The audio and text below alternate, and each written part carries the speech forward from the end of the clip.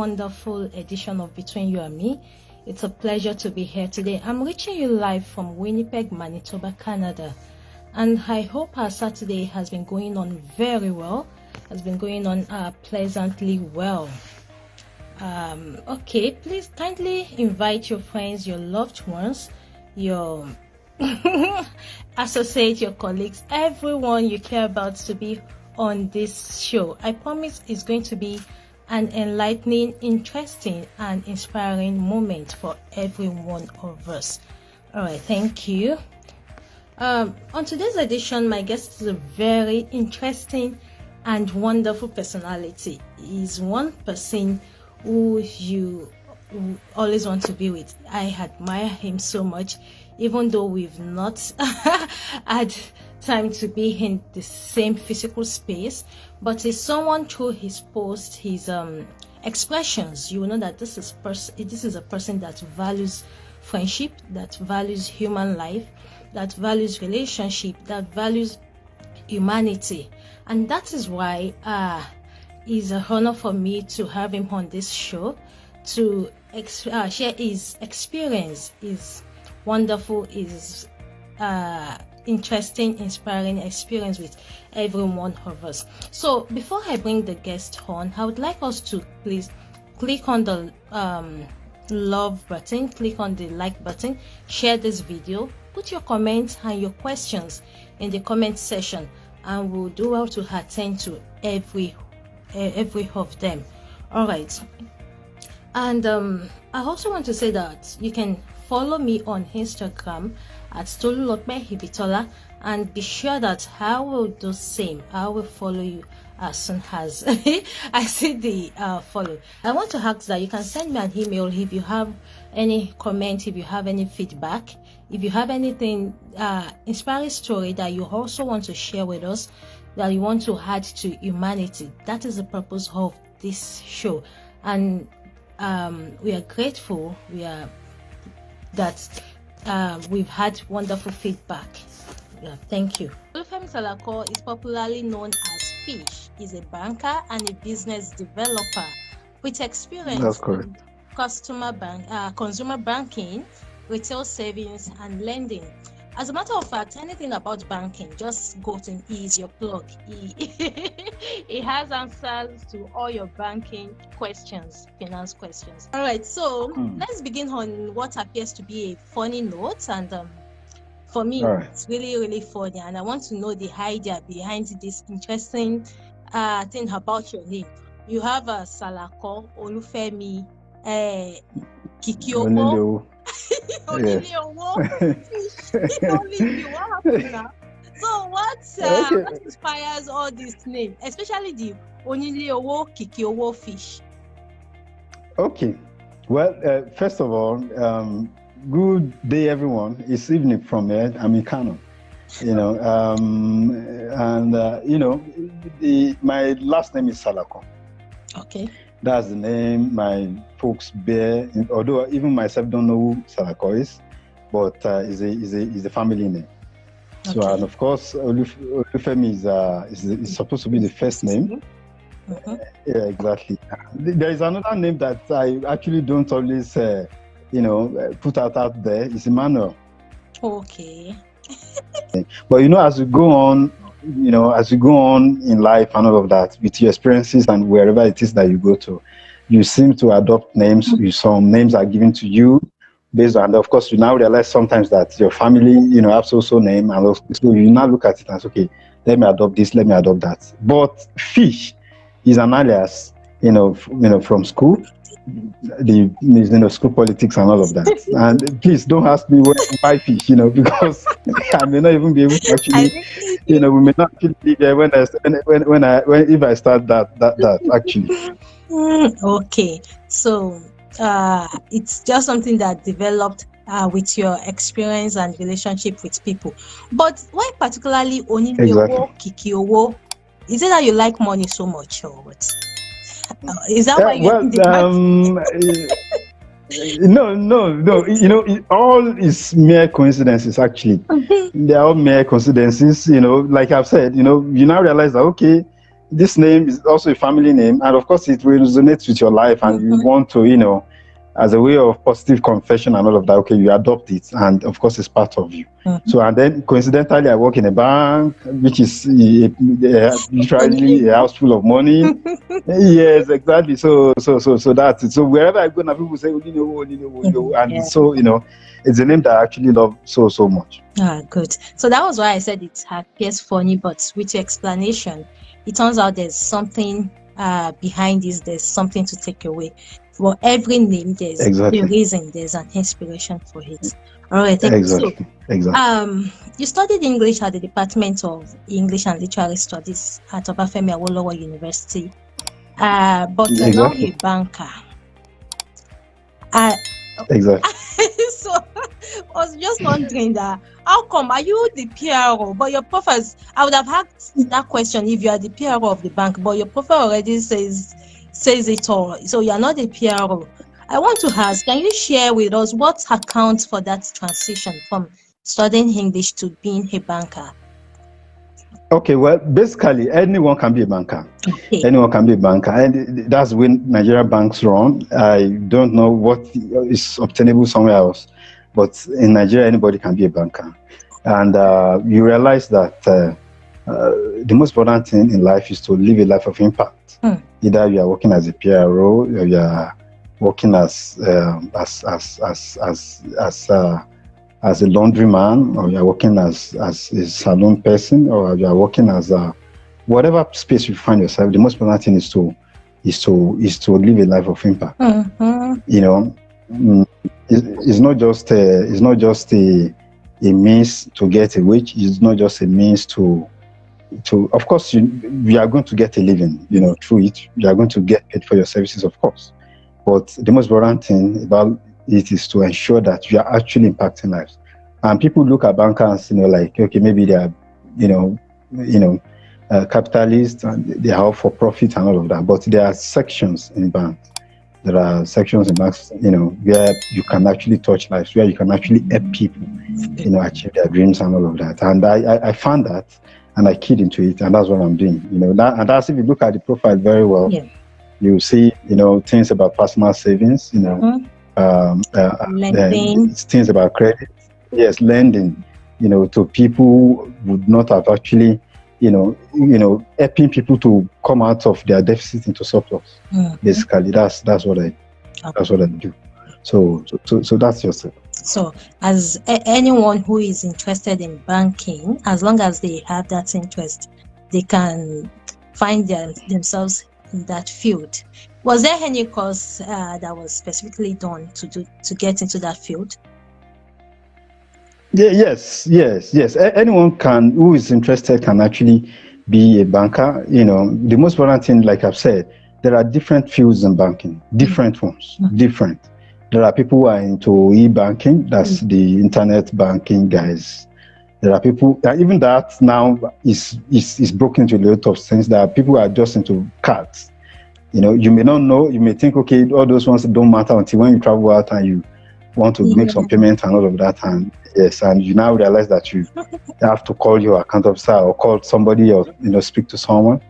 So there are people who are into that. There are people who are into audit and control. People are trying to guide people's successes to ensure that they, they key into the international best practices as outlined by the corporation. There are people who are into normal operational services, like you come into a bank, you want to withdraw money. How are you going to be able to do this if people are not actually on ground to actually help you out with those things? So there are people. And of course there are courses. Like myself now, I've done a lot of courses. Of course, I did courses now. I did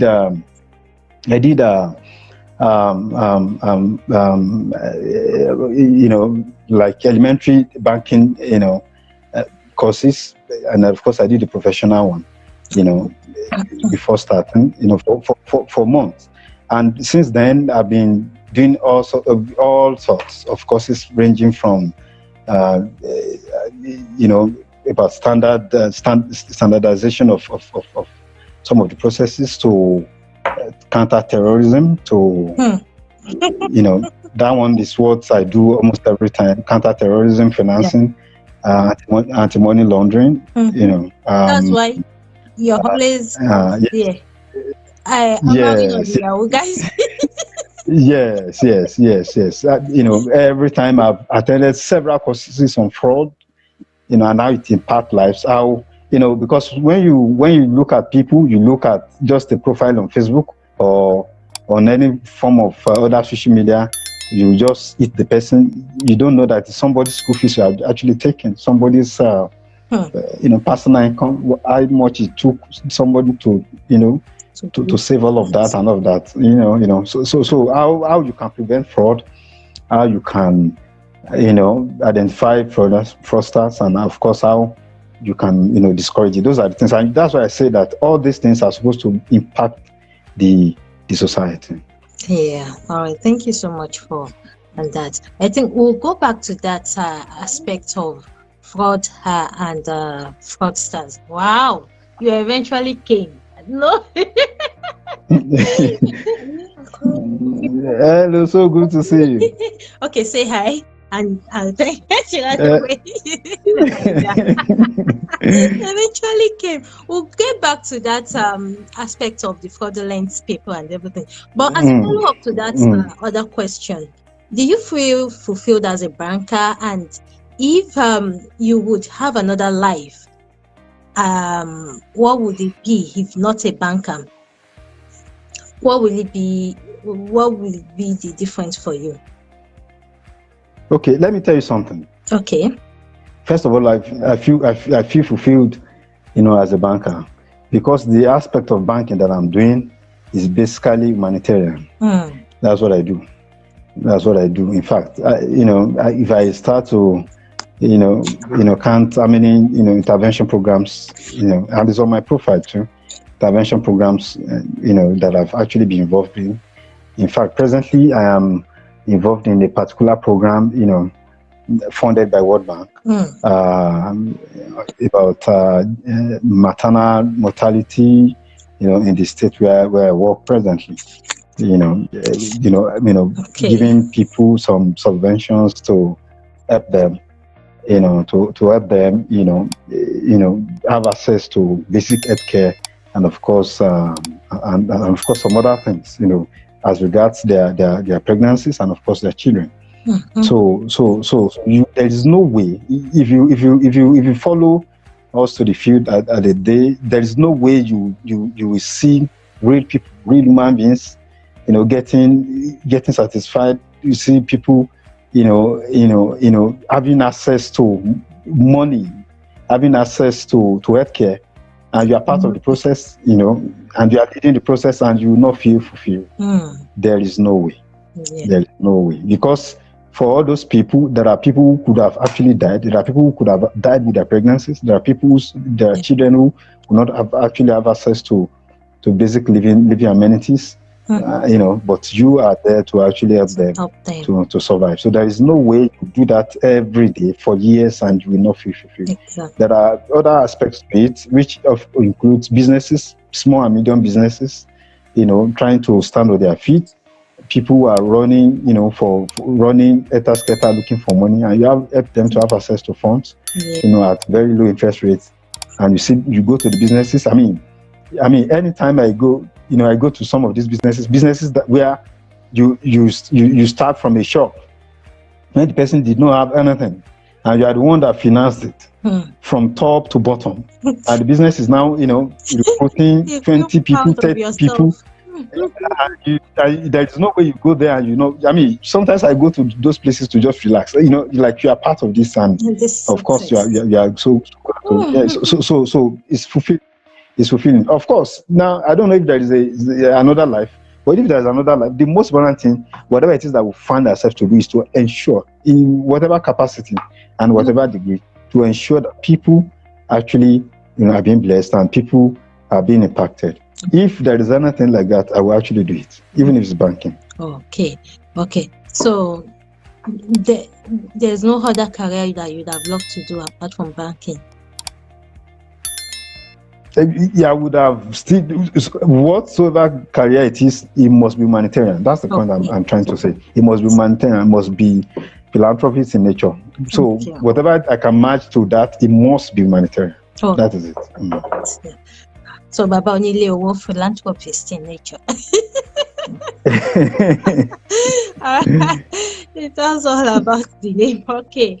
So talking about investment and someone who is a banker who has experts in that field, what's your view on Ponzi schemes? Because we see many people who have suffered losses investing in it, but we still find more people investing, going into it with the hope of making huge profits. So what's your own thoughts about it? The first question, I when you ask me this kind of questions, my voice is going to be very loud, because although of course it's always loud, but people always still fall into this. Now the question is, why do people invest in Ponzi schemes? Why do people do that? One, people look for shortcuts. They want to make it. Everybody just want to blow. I want to have money anywhere, anyhow. I just want to make money. I want to, and I don't want to do so much. I don't want to do so much. So I just, okay, look at this. Somebody just tell me and say, okay, send me amount of money in the next 2 hours, in the next 2 days. I'm going to triple it. So people want to do that. And then secondly, there is people find it as a way of escape, as an escapism, to their out of their own financial troubles. Like they are tired of where they are, and they are looking for the quick way to actually get out of that place. So they invest in Ponzi schemes. So, but the thing about Ponzi schemes is that eventually it will crash. If it does not crash now, when it came out, there are people even on my page, Facebook page, who I received several messages, people asking me if they should invest. The answer was always no. Do not invest. Do not invest. Do not invest. But people of course invested, and of course they invested, and of course their fingers were burnt. They suffered the losses. Yes, they suffered the losses. Okay, I think the common sense way of making money, they don't follow the common sense way of making money. It's a simple thing. If it doesn't follow common sense way of making money, then don't invest in it. There is a particular one that just crashed now. Okay. There's a particular one that just crashed now. Very important. Very popular rather. Very popular. Chinmark, that's the name. I'm sure you must have seen it. Yes. The things the guy was promising, nobody could have. Somebody says, okay, invest 20 million, but at every month, I will give you 1 million. I'm talking about Naira now, for those watching outside the country. Okay, invest 20 million Naira, I will give you 1 million Naira at every month. Who does that? Even if we keep money, if we keep money, the NCBN will not. Somewhere. What is the interest rate, of per annum, or for savings, for fixed deposits, for what is the interest rate? So someone will tell you that I will give you 50% return on investment, 30% return on investment, 40% return on investment. What bond are you buying? What securities are you buying? What is this? It's not, you are going to lose your money. People should stop doing it. Stop giving people your money. If you invest money in this kind of schemes, if it does not crash, even if you crash out, if you crash out, some people say, in fact, they just gave me money. In fact, look at my phone. I just got credited. Of course. But for you that is getting credited, someone else is crying, is going to suffer a loss. So you are contributing to the system, to the wrong system. So those things do not follow common sense way of making money. So I want to urge everyone to please stop putting their money in such ventures. Thank you. So I want to take us back to that statement you made about common sense of making money. Can you explain to us what is that? What does that really mean? That there's a common sense of making money. Maybe people will be able to relate more. Okay, yeah, basically it's about buying and selling. Is about goods or services? Is it about goods or services? What am I selling? Am I selling clothes? Am I selling electronics? Am I selling books? So which means if I'm selling books, I will go to the market or wherever store they're selling. I will buy a book at so rate. Then calculate my transportation, calculate the cost of running the business, calculate my own profits and add everything. So there is a cost price and of course there is a selling price. So you put it out there. You don't need anyone to tell you this. If once I explain this to you, this is what we do. We go to buy the book, we do this and we sell. It makes sense to anyone to actually to understand. Now that's the one part. The other part is services. Am I running a salon? Am I running a laundry shop? Am I running a mechanic workshop? Which means I'm doing something for people with my brain or with my skill or with my intellectual know-how. Okay. So once I do it, they will pay for the services. So that's how people make money. Now someone now tells you and say, like for example, the Chimak that we're talking about says he's running an hotel, he's running I think he has a farm, so he's into hospitality, he's into this, he's into that. They have the offices, the offices, you don't have a physical office, so to speak. There are a lot of people that run businesses in Nigeria and the business is just at the boot of their car, and they expect you to actually come and invest money in it. There's no way. And when you ask them, they will tell you basically that it is just all about it is just have faith in me. In fact, somebody will tell you that in fact my pastor has just invested. That's not what's supposed to be. In fact, somebody will say, hey, me self, I just invested. Me too, I invested. That's not a reason to invest in. That's not a reason. You understand? If it doesn't follow the common sense way of making money, and of course don't. But there is one point I actually need to point out is that sometimes businesses fail not because his owners are greedy, or not because his owners don't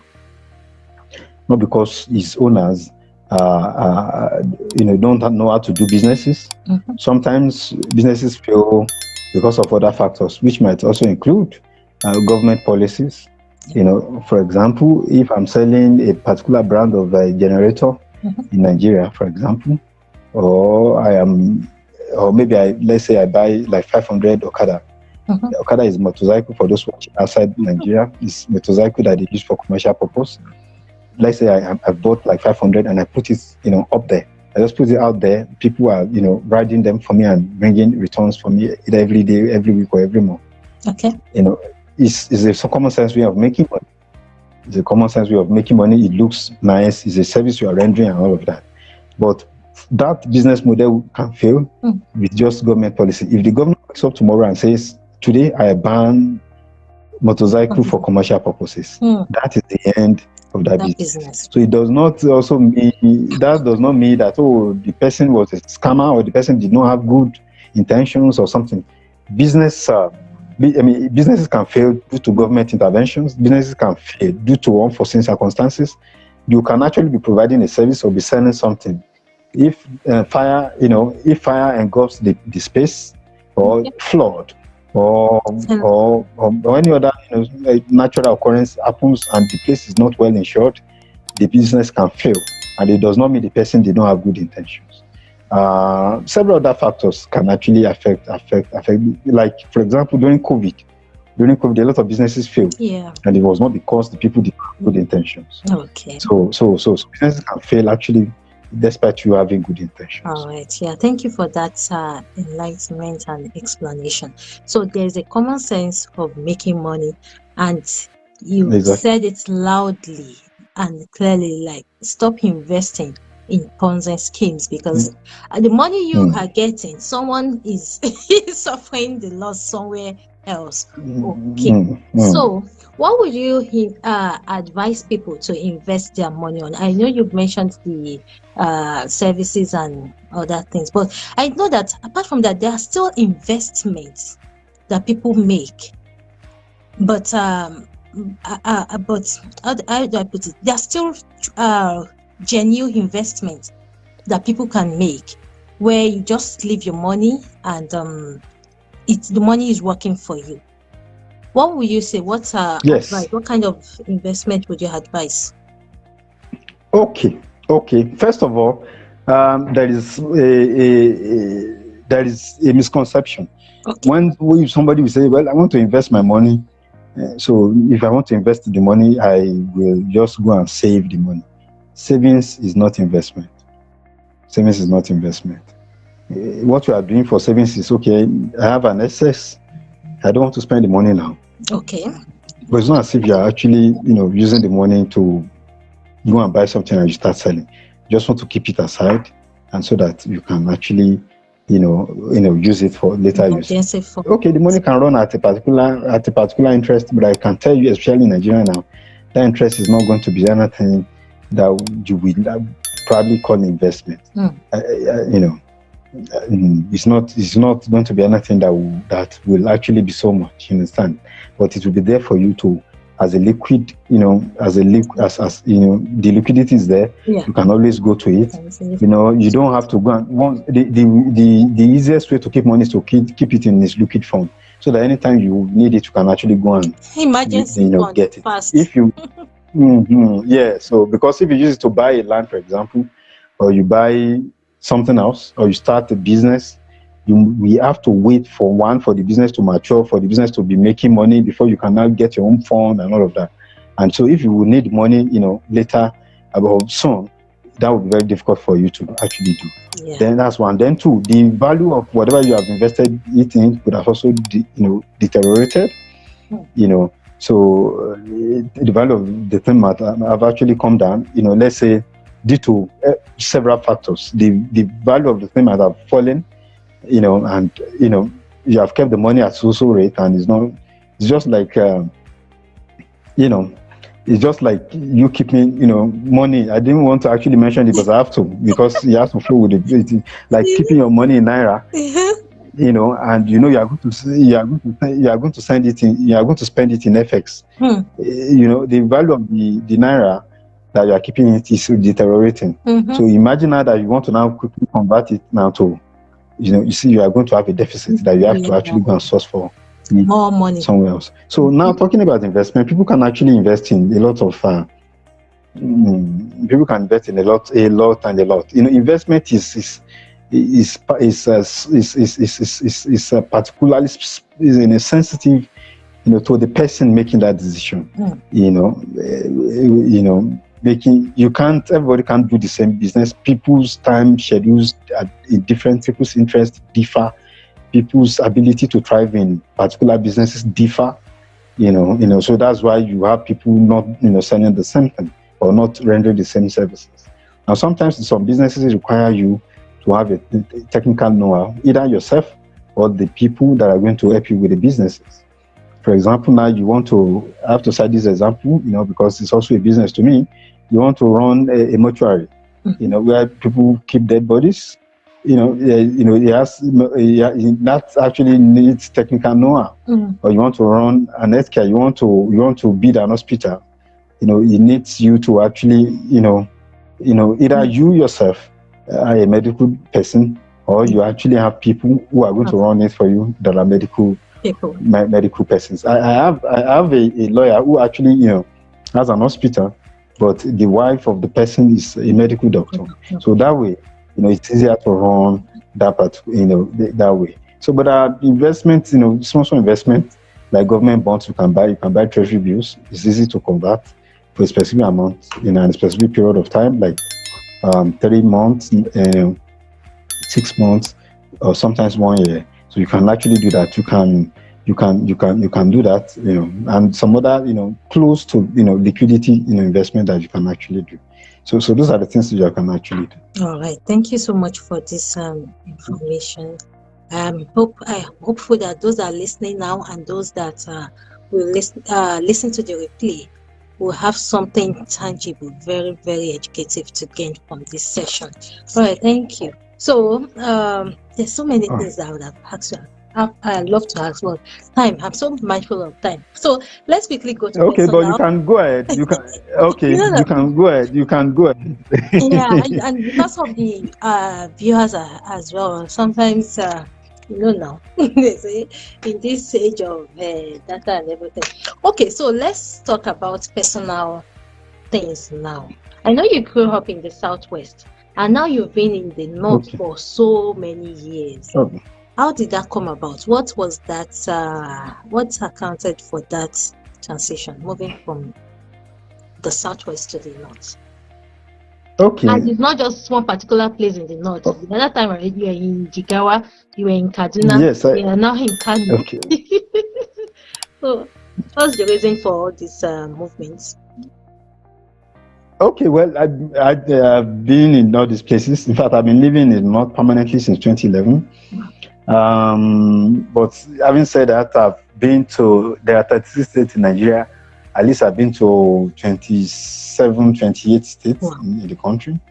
Only a few I've actually not been to.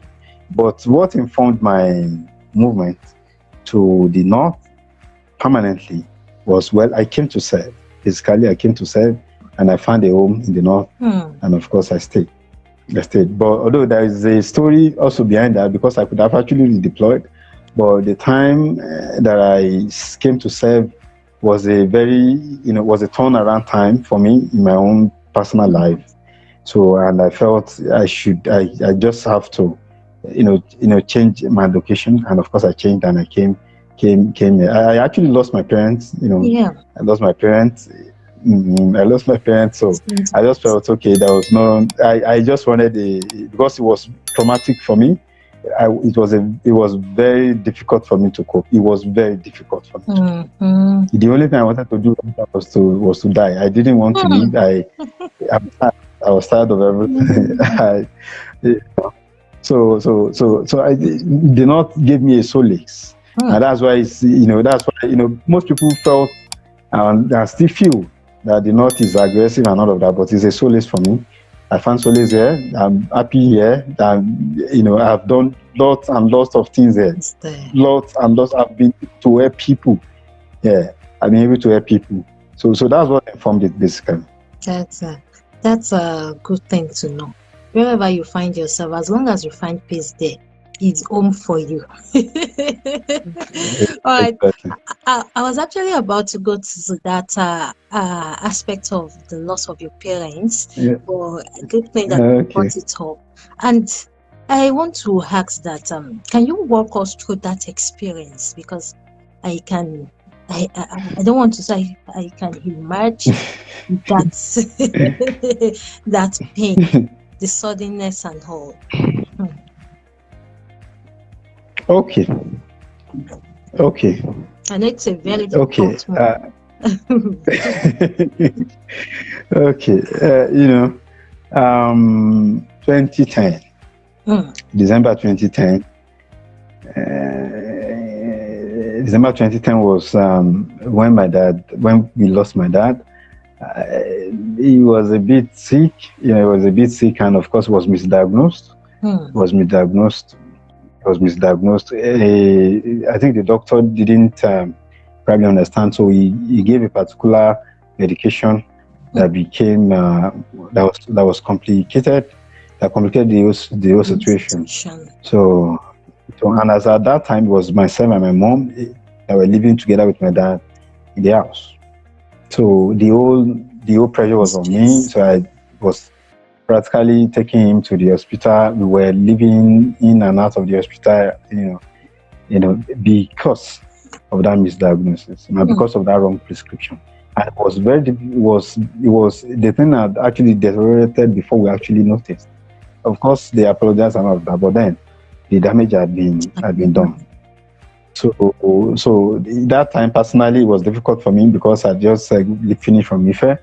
So I couldn't go to any interviews. I couldn't, if I go anywhere, I have to come back home, because of my dad was at home. to give him his medications and all of that. So it was difficult. It was very, very difficult. So, but eventually, of course, we lost him. We lost him, and that was December. Then in May 2011, that was 5 months after May 2011, 6th of May 2011.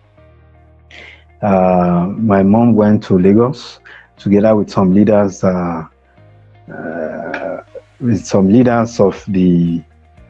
the church, you know, of the local of the. I don't want to be specific now. Yeah. Of the church in the area. Assembly. You know, and yes, and there was there was an accident on the road, and Lagos Ibadan Expressway, of course. So she was part of the casualties. A lot of people died in the accident actually, and she was part of them. So, but the experience, because it was on a Friday, and to get to the incident, to where the incident happened, was very difficult. So some people that even attempted to go, I think, were stuck in the traffic and all of that. So before we could know, we got the resources. I think the FRSC helped us. We kept calling and all of that. Before later in the night, we understood that she was part of them. We got an information very late though about the hospital they've been taken to. Before later, someone just confirmed to us that she was part of the people who had actually lost their lives. So that was 2011 May, and of course I went for service in June 2011. So that was it. So that was it. So the experience was traumatic. It was traumatic. It still is, but of course I find a way to live with it. It still is, but it was really traumatic for me. But that was the principal reason why I left the Southwest and I came back to the North. Yeah, I'm really sorry for that experience. It's a very, very tough one. Within the space of 5 months, and it's very hard. Not everyone would be able to survive that kind of experience. And once again, I pray that their souls will remain blessed. Okay, now having gone through this traumatic experience, and I still see that in some of your posts, it still reflects. Especially when you lost someone and you read through the post and you say like, there's something deeper than just this person that you are putting up here, that you're mourning, and I'm sorry about that once again. So I want to ask that, how did you eventually come to terms with it? Because some of our viewers who are going through such experience, maybe they'll be able to. Okay, well, yes. I think the first stage of grief is denial. If the day the incident happened, I prayed it didn't happen. I hoped that it didn't happen. I prayed it didn't happen. It was a test for me, even for the faith that I had in God. It was a test for me. It was difficult because she was going for, my mom specifically now, she was going for a religious event. In fact, she was fasting on the day. We just finished. We just communicated not long ago. Then I called again, and then they told me that this person's phone number is this, and this incident has happened, and so on and so forth. So it was difficult. I didn't believe it that it could have happened. I still was feeling like maybe she went somewhere and she was going to come back. Until we did the burial, and I knew that she was not going to come back. The same thing, of course, for my dad. Because I think at that point I was the only one living at home as a child with them, so I was the closest to them. In fact, my mom and I still ate. She gave me the food to eat on the day, You understand? She was the one that even gave me the food to eat on the day. So you see, so I felt, how could this have happened? It was not making any sense to me. I felt it was unfair. I felt it was not the right thing to have happened to her. You know, I felt that it was a mistake. I felt that I felt that it was not. I felt that it was not what was supposed to happen. That it was a big mistake that happened, and I felt it was so unfair. You know, because she was 47. She was 47. She was 47. She was young. She never had any ailment, not single one. Nothing was wrong with her. You know. And to keep up, and religious service. So. Yes. So I felt it was so unfair. And funny thing, we're supposed to go together on the day, but she felt, okay, I shouldn't. I should just say that we'll go to the next. At the next month. Of course, she didn't. But now talking about how I was able to cope, I am not sure I'm coping. I'm not sure I've coped. Wow. What I can say is I'm living with it. I'm living with it because my mom was the closest person to me. She was the closest person. We were friends, big time, big one. So.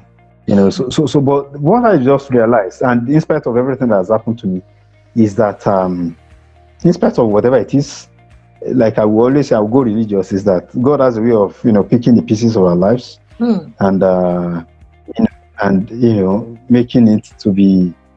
To be glorious, making edifices out of it.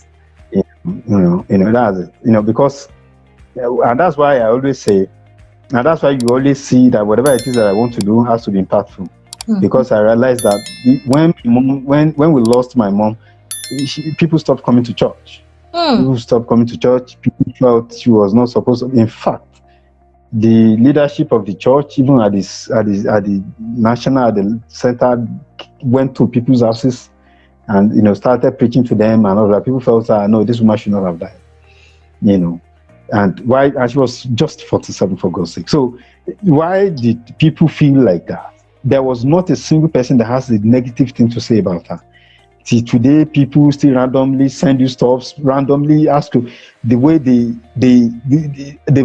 value that they had of my mom. They practically just translated it to all our children and said, no, that woman was. So it was the plus thing for me. So, but then, and that's why I felt that it is always good to live a life of impact. And that's why I said in whatever that I choose myself to do, even in some of the posts that I make, making people realize their potentials, letting them to realize that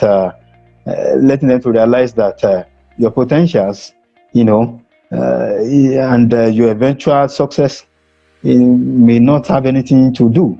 You are not great because of your potentials. You are not defined by potential. Because of your there are several people who have great potentials, but they will choose wrong, they will do wrong things, and they will never ever achieve that potential. You understand? In fact, before we lost my dad, his friend had promised to help get this job. He was so sure. Everything was so sure. But in the thinking of a night, we lost everything. Myself and my siblings were staying in different places, different houses. I could not even everything scattered. Everything was turned upside down. So which means the potentials were there, you understand? But in the thinking of an idea, all the potentials were gone. So we had to start from the scratch, every one of us. You have to start from the scratch. You have to, and that's why I said I came to the north here and see what God has done for me in the north. I came to the north here with a bag, just a single bag, just a bag, one bag. Imagine. I came here with one bag, and you cannot imagine, what God has actually helped me to achieve, around this place. So God is there, but it's also not enough. People must actually also, take their life seriously. Yeah. And do things, to better their lot, to better their lives. They must do it. All right.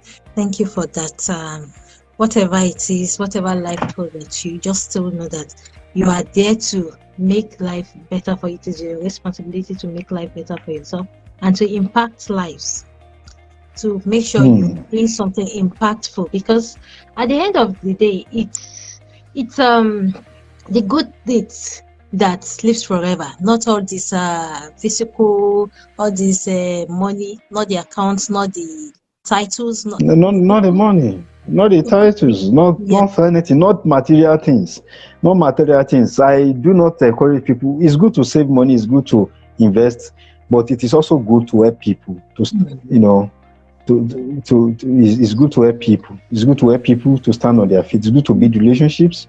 It's good to build bridges with people. It's good to have relationships. It's good for people to have good things to say about you. It's good for people to trust you. It's good for you to be trustworthy. It's good for you to live well. It's good for you to not live a life of crime. It's good for you not to do things that are wrong. It's good for you not to cheat people. It's good for you to live a life of peace with everyone. Thank you. Like someone says that a way to live forever is to live freely, live with peace, live at peace with everyone around you. Yeah, it's been a very wonderful moment, and also a very touching moment with this session. I want to ask you that what would be your words to someone who is going through the same experience that you just narrated to us now? What would be your kind of words of advice or words of inspiration to that person? Find every strength inside of you. Find wherever you can get the strength. Go and find it and stand up on your feet. Find every strength inside of you and stand Find up every strength inside of you and stand up. Stop crying. Stop pitying yourself. Stop. See, let me tell you something. When that incident happened, and my sister Shade was going back to school, I told her this, and I'm going to say it again. She was going back to school, they were writing exams. She was going back to Ife, the same department, the same department I finished from. Yeah. I told her, I said, see, the exam they're going to set for you in that school, they will not set the one differently for you because you lost your parents. And that's how life takes everyone. As you are facing the same battles.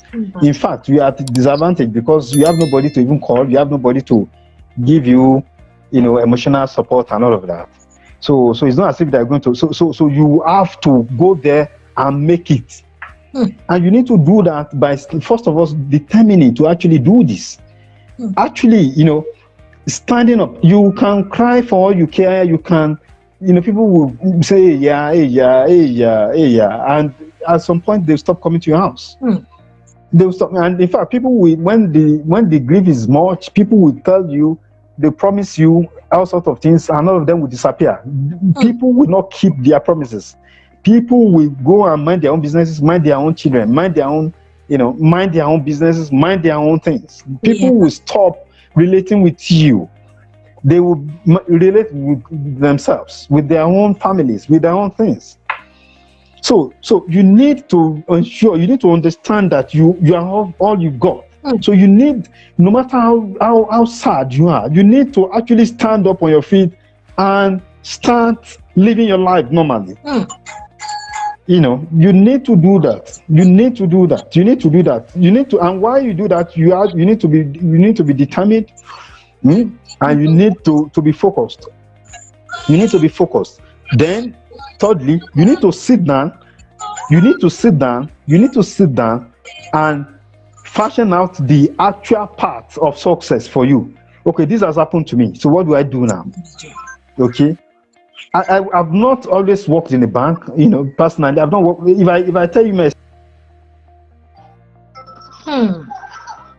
Okay, the network has been treating us very funny today, but okay.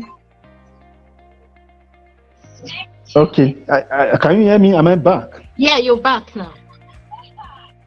Okay, good. So you need to actually work a realizable path of success for yourself. These practical steps, not confessions, not waking up in the morning and say I can make it. You know we know you can make it. Not actually saying pasting things on your doors, on your walls of your houses and say yes, I know I'm great. I know I'm going to be great. It's good to have positive conventions. It's good to believe in yourself. It's good to have great self-esteem, but you need to sit down and now work out practically in practical steps. How do I do? What do I do? What are the things? Am I going for this course? Am I exiting the country? Am I what am I going to do? Am I going to apply into this? When I was trying to get all these jobs, I was applying for like 10 jobs in a day. It was crazy, but that was what I was doing. You know, I've not always been working in a bank, for God's sake. I taught for 30 years or thereabout. 30 years, I was teaching 48 periods per week at a particular time. I would teach there, then go to a tutorial center, you know, for JAMB and teach 400 naira per period, per period. Then I will live there, and then there's one popular, polytechnic in Jebijesha where I was also applying for part-time and all of that. Then there was one particular school, you know, that the church was also trying to establish, that I was part of the pioneer people there who started the place. So, you know, from morning to night, I was trying to get money, even without space. You know, I was trying to get money, all everything, trying to see, okay, what I can do to actually do this. And by the way, when I was going to banking school, the laptop that I bought from my teaching position, I sold it to be able to feed myself and transform myself in Lagos. So, you see, the point I'm making here is that I had practical steps, the things I needed to do. I actually sold my laptop. I sold my laptop to be able to fund transportation in Lagos. That's what I did. And I got to Lagos. There was somebody that was supposed to house me, and the person didn't. I got to Lagos. The story changed, you know, and I was supposed to be resuming in 57 Marina, I was supposed to be resuming that, you know, before 7:30, and the person I was supposed to stay with, you know, in Magodo, you know, all of a sudden just changed. Magodo to Marina was already far. Now resuming, you know, work, resuming school, and then all of a sudden you have accommodation problem, and you're supposed to be coming there every day. You know, it became a problem to me. Do you know that on that day, people that were serving us were the people I talked to only, and I said, see, I have an accommodation problem, and that's how they took me. The guy said, okay, so can you stay where I'm staying? I said, is there a way to sleep and wake up in the morning? He said, yes, there's a way to sleep and wake up. I said, take me to the place. We got to the place. I saw that he was actually staying in a church. In a church. That's where he was staying in a church. He said, Oga, can you stay here? I said, will they allow me to sleep? He said, they will allow me to. I said, that's all I need. And I was sleeping there. Then from there, I would go to, the place was in Surulere. Then I would now go to Marina. Every morning like that. Of course, and I was doing that for weeks before I was able to now get a temporary accommodation that someone also gave me, and that was what I was. And when I was in that banking school, I must tell you, when I was in that banking school, you know, I saw that I was already disadvantaged, you know, by a lot of things. I just lost my parents. I just, you know, things were not going as I could have expected them and all of that. But this is an opportunity to actually do something for myself. Do you know that people, you know, who were very, you know, excited to be in Lagos and all of that, when we finish in the evening, they will just, you know, say they are going to the beach. They want to go and chill out and all that. When we come in the morning, they will bring their pictures and say, we've gone to the beach. We've gone to social club. They say, me club. Me club. And you know no. When I know what was actually pursuing me. So, and I stayed there because at that time we had a lot of tests to write. We had psychometric tests. We had, you know, we still had aptitude tests to write. We still had on-the-job training to actually test and all of that. So I knew that it was not the time to rest. It was not the time to relax. So and you know, it follows my practical ways of actually, you know, getting things done. So I said, okay, no, I'm going to do that. So, but after the whole exam and everything, of course, there was time for that. But some of the people who when they were supposed to be reading, supposed to be studying, when to chill out. Of course, at the end of the program, of course, chilled out and went back to the house. So those are the people. People need to be determined. You need to be determined to be successful. You need to seriously.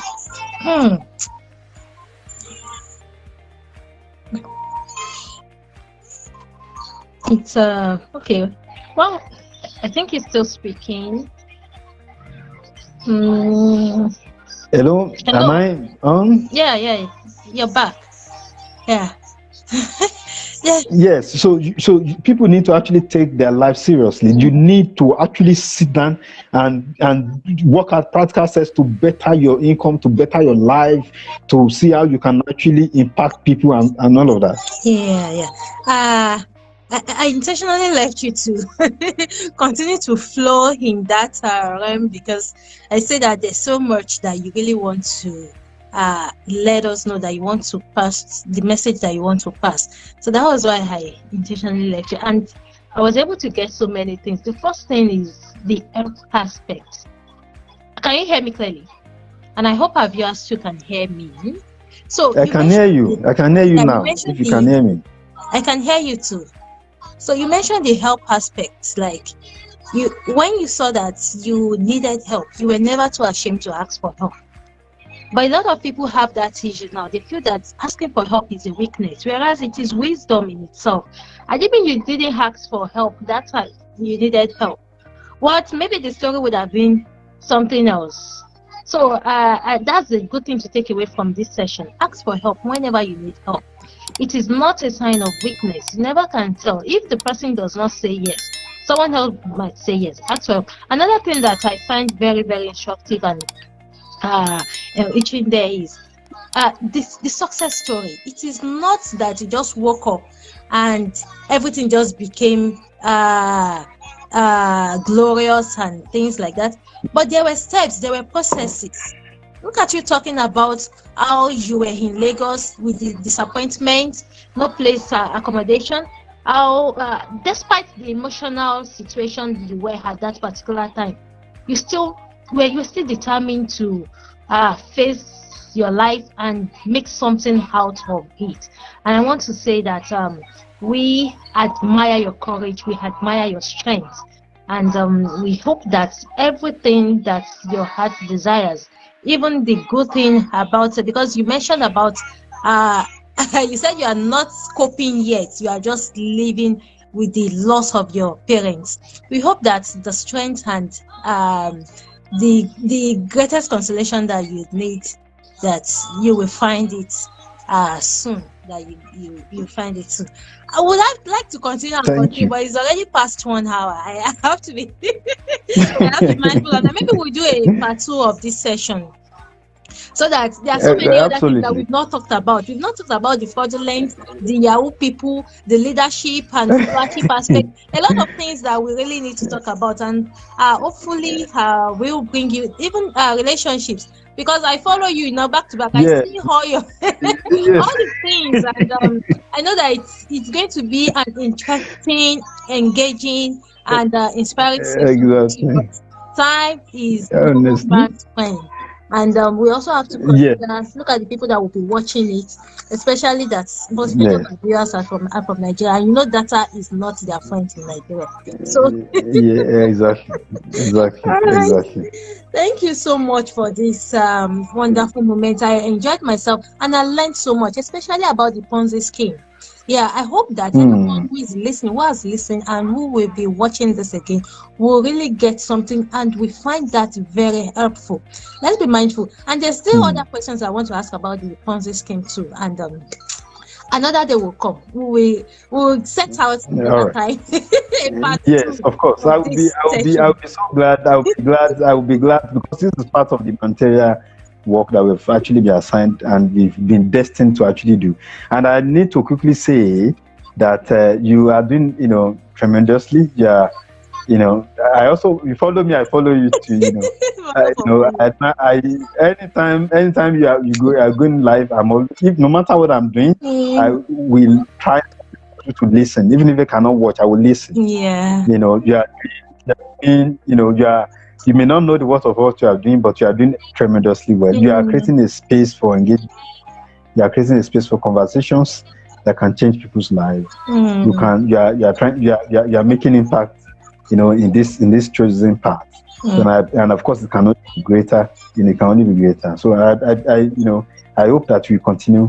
I hope that you continue to touch lives as you do. And anytime you call me, definitely I will come back. Of course, there are a lot of things to still talk about. So when you call me, I will come back. Definitely. All right, thank you so much, and thank you for that, for those kind words and encouragement. And we hope that we continue to help and make impact in our own little space. Thank you. I want to kindly share this video. Kindly use the reaction button.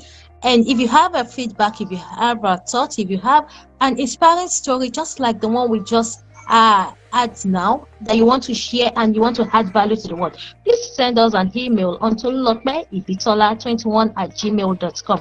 And Fish, if someone wants to reach you, how do they reach you? Maybe someone wants to have this kind of experience with you. Okay, they can send me message directly. They can send me message directly on my Facebook page. I will respond. Let them send me message directly on my Facebook page. I will respond. I don't know if you got that. Okay, Facebook page is Salako Oniliowo Kikiowo. That always gets me laughing. All right, thank you everyone. Till I come your way again, I hope you have a wonderful week. And you keep looking out for yourself, because you are the only person that can look out for yourself without any bias. Have a good one. Bye. My name is Tolulokme Ibitola.